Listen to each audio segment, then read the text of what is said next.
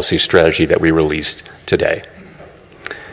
When I appeared at this podium 1 year ago, the economy was at an inflection point. Our policy rate had stood at 5.25% to 5.5% for more than a year. That restrictive policy stance was appropriate to help bring down inflation and to foster a sustainable balance between aggregate demand and supply. Inflation had moved much closer to our objective, and the labor market had cooled from its formerly overheated state. Upside risks to inflation had diminished, but the unemployment rate had increased by almost a full percentage point, a development that historically has not occurred outside of recessions.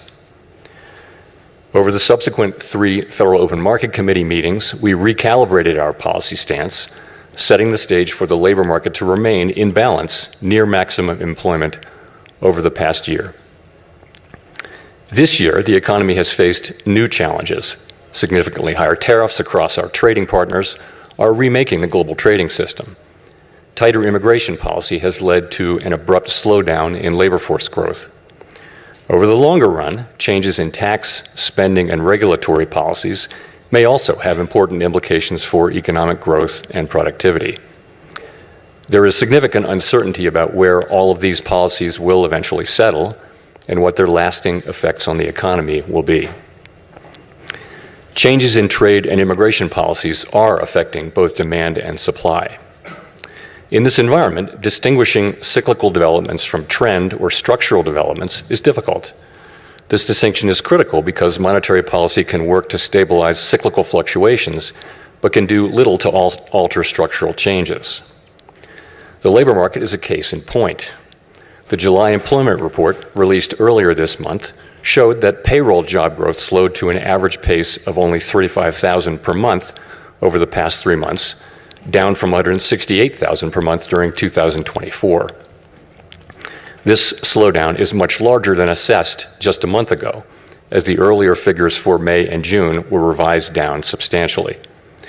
But it does not appear that the slowdown in job growth has opened up a large margin of slack in the labor market, an outcome we want to avoid.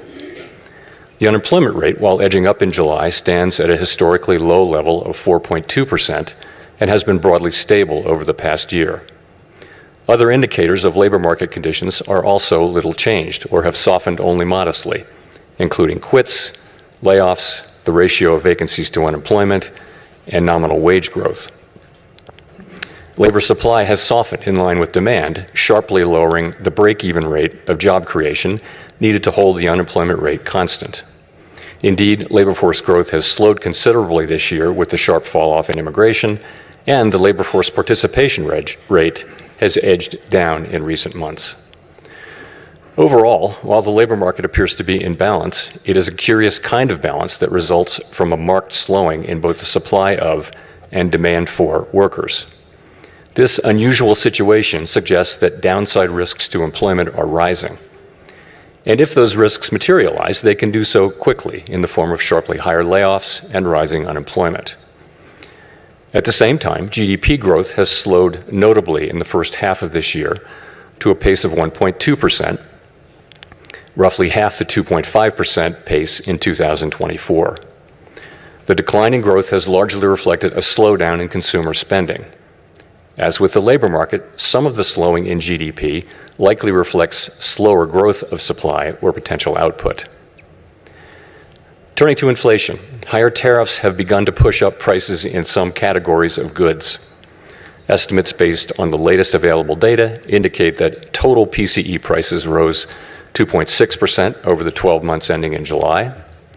Excluding the volatile food and energy categories, core PCE prices rose 2.9%, above their level of a year ago.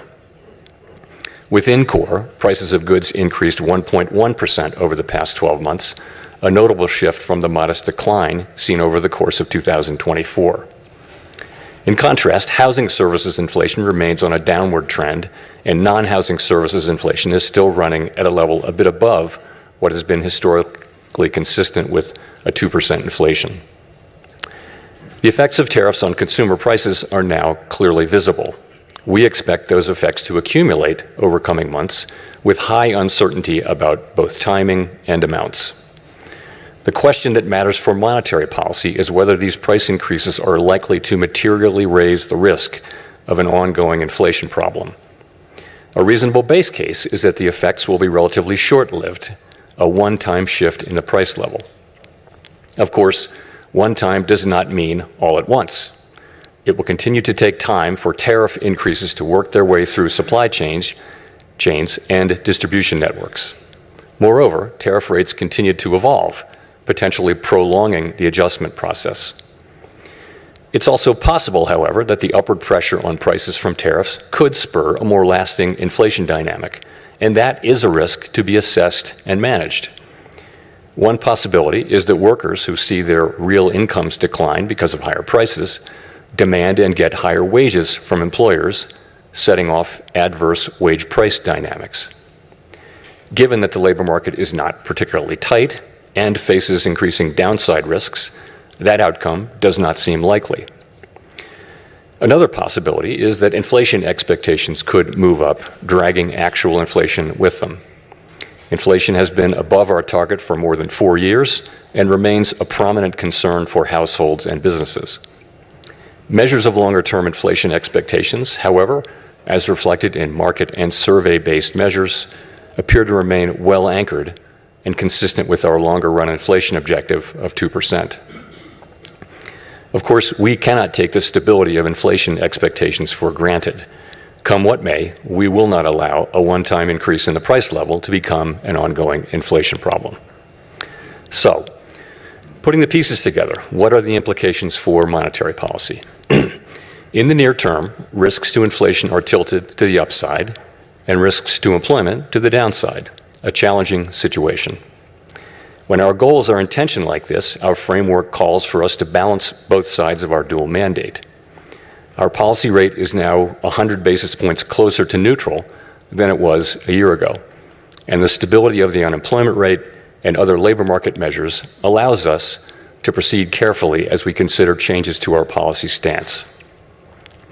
Nonetheless, with policy in restrictive territory, the baseline outlook and the shifting balance of risks may warrant adjusting our policy stance. Monetary policy is not on a preset course. FOMC members will make these decisions based solely on their assessment of the data and its implications for the economic outlook and the balance of risks. We will never deviate from that approach. So, turning then to my second topic. Our monetary policy framework is built on the unchanging foundation of our mandate from Congress to foster maximum employment and stable prices for the American people. We remain fully committed to fulfilling our statutory mandate, and the revisions to our framework will support that mission across a broad range of economic conditions.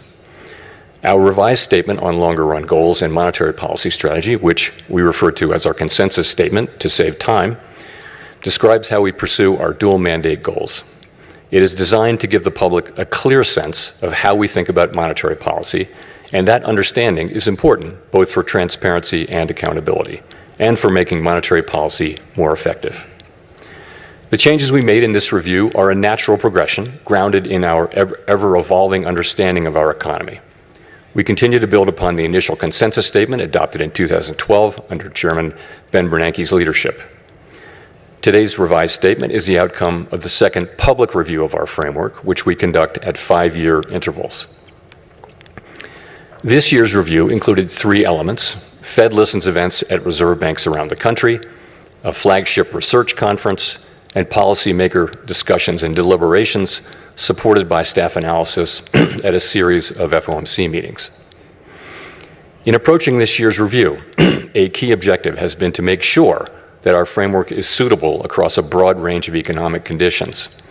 At the same time, the framework needs to evolve with changes in the structure of the economy and our understanding of those changes. The Great Depression presented different challenges from those of the Great Inflation and the Great Moderation, which in turn are different from the ones we face today. At the time of the last review, we were living in a new normal, characterized by the proximity of interest rates to the effective lower bound, or ELB, along with low growth, low inflation, and a very flat Phillips curve, meaning that inflation was not very responsive to slack in the economy. To me, a statistic that captures that era is that our policy rate was stuck at the ELB for 7 long years following the onset of the global financial crisis in late 2008. Many here will recall the sluggish growth and painfully slow recovery of that era. It appeared highly likely that if the economy experienced even a mild downturn, our policy rate would be back at the ELB very quickly, probably for another extended period. Inflation and inflation expectations could then decline in a weak economy, raising real interest rates as nominal rates were pinned near zero. Higher real rates would further weigh on job growth and reinforce the downward pressure on inflation and inflation expectations, triggering an adverse dynamic. The economic conditions that brought the policy rate to the ELB and drove the 2020 framework changes were thought to be rooted in slow-moving global factors that would persist for an extended period. And they might well have done so, if not for the pandemic. The 2020 consensus statement included several features that addressed the ELB-related risks that had become increasingly prominent over the preceding 2 decades. We emphasized the importance of anchored inflation, longer-term inflation expectations to support both our price stability and maximum employment goals. Drawing on an extensive literature on strategies to mitigate risks associated with the ELB, we adopted flexible average inflation targeting, a make-up strategy to ensure that inflation expectations would remain well anchored, even with the ELB constraint. In particular, we said that following periods when inflation had been running persistently above 2%, appropriate monetary policy would likely aim to achieve inflation moderately above 2% for some time. In the event, rather than low inflation in the ELB, the post-pandemic reopening brought the highest inflation in 40 years to economies around the world. Like most other central banks and private sector analysts, through year-end 2021, we thought that inflation would subside fairly quickly without a sharp tightening in our policy stance, as this slide will show. When it became clear this was not the case, we responded forcefully, raising our policy rate by 5.25 percentage points over 16 months. That action, combined with the unwinding of pandemic supply disruptions, contributed to inflation moving much closer to our target without the painful rise in unemployment that has accompanied previous efforts to counter high inflation. This year's review considered how economic conditions have evolved over the past 5 years. During this period, we saw that the inflation situation can change rapidly in the face of large shocks. In addition, interest rates are now substantially higher than was the case during the era between the global financial crisis and the pandemic. With inflation above target, our policy rate is restrictive, modestly so in my view. We cannot say for certain where rates will settle out over the longer run, but their neutral rate may now be higher than during the 2010s, reflecting changes in productivity, demographics, fiscal policy, and other factors that affect the balance between saving and investment. During the review, we discussed how the 2020 statement's focus on the ELB may have complicated communications about our response to high inflation. We concluded that the emphasis on an overly specific set of economic conditions may have led to some confusion, and as a result, we made several important changes to the consensus statement to reflect that insight. First, we removed language indicating that the ELB was a defining feature of the economic landscape. Instead, we noted that our monetary policy strategy is designed to promote maximum employment and stable prices across a broad range of economic conditions. The difficulty of operating near the ELB remains a potential concern, but it is not our primary focus.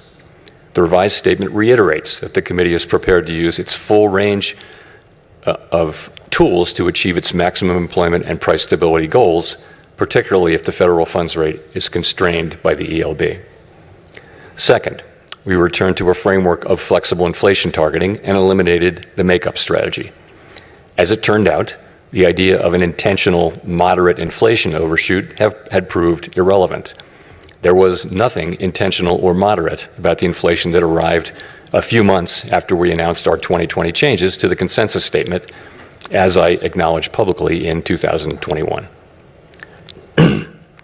Well-anchored inflation expectations were critical to our success in bringing down inflation without a sharp increase in unemployment. Anchored expectations promote the return of inflation to target when adverse shocks drive inflation higher and limit the risk of deflation when the economy weakens. Further, they allow monetary policy to support maximum employment in economic downturns without compromising price stability. Our revised statement emphasizes our commitment to act forcefully to ensure that longer-term inflation expectations remain well anchored to the benefit of both sides of our dual mandate. It also notes that price stability is essential for a sound and stable economy and supports the well-being of all Americans. This theme came through loud and clear at our Fed Listens events. The past 5 years have been a painful reminder of the hardship that high inflation imposes, especially on those least able to meet the higher costs of necessities. Third, our 2020 statement said that we would mitigate shortfalls rather than deviations from maximum employment. The use of shortfalls reflected the insight that our real-time assessments of the natural rate of unemployment, and hence of maximum employment, are highly uncertain.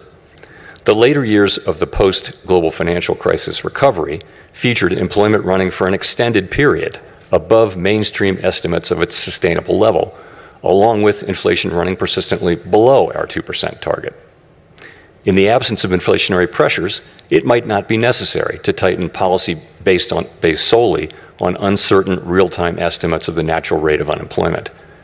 We still have that view, but our use of the term shortfalls was not always interpreted as intended, raising communications challenges. In particular, the use of shortfalls was not intended as a commitment to permanently forswear preemption or to ignore labor market tightness. Accordingly, we removed shortfalls from our statement. Instead, the revised document now states more precisely that the committee recognizes that employment may run at times above real-time assessments of maximum employment without necessarily creating risks to price stability. Of course, preemptive action would likely be warranted if tightness in the labor market or other factors pose risks to price stability. The revised statement also notes that maximum employment is the highest level of employment that can be achieved on a sustained basis in a context of price stability. This focus on promoting a strong labor market underscores the principle that durably achieving maximum employment fosters broad-based economic opportunities and benefits for all Americans. The feedback we received at Fed Listens events reinforced the value of a strong labor market for American households, employers, and communities. Fourth, consistent with the removal of shortfalls, we made changes to clarify our approach in periods where our employment and inflation objectives are not complementary. In those circumstances, we will follow a balanced approach in promoting them. The revised statement now more closely aligns with the original 2012 language. We take into account the extent of departures from our goals and the potentially different time horizons over which each is projected to return to a level consistent with our dual mandate. These principles guide our policy decisions today, as they did in the 2022 to 24 period, when the departure from our 2% inflation target was the overriding concern. In addition to these changes, there is a great deal of continuity with past statements. The document continues to explain how we interpret the mandate Congress has given us and describes the policy framework that we believe will best promote maximum employment and price stability. We continue to believe that monetary policy must be forward-looking and consider the lags in its effects on the economy. For this reason, our policy actions depend on the economic outlook and the balance of risks to that outlook. We continue to believe that setting a numerical goal for employment is unwise because the maximum level of employment is not directly measurable and changes over time for reasons unrelated to monetary policy. We also continue to view a longer-run inflation rate of 2% as most consistent with our dual mandate goals. We believe that our commitment to this target is a key factor, helping keep longer-term inflation expectations well anchored.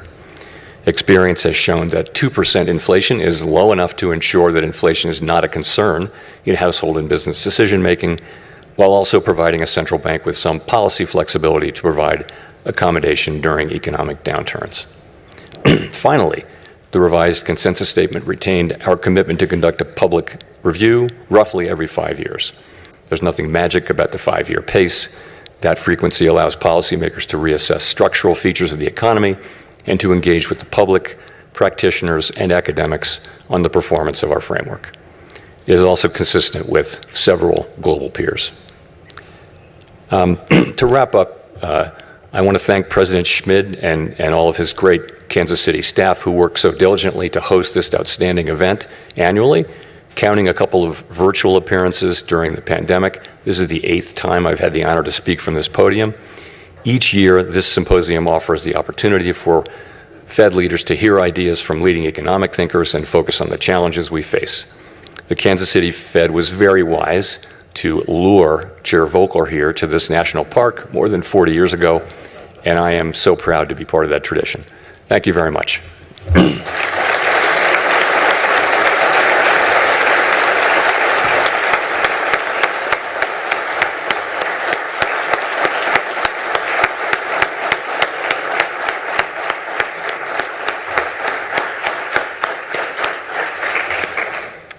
Thank you very much.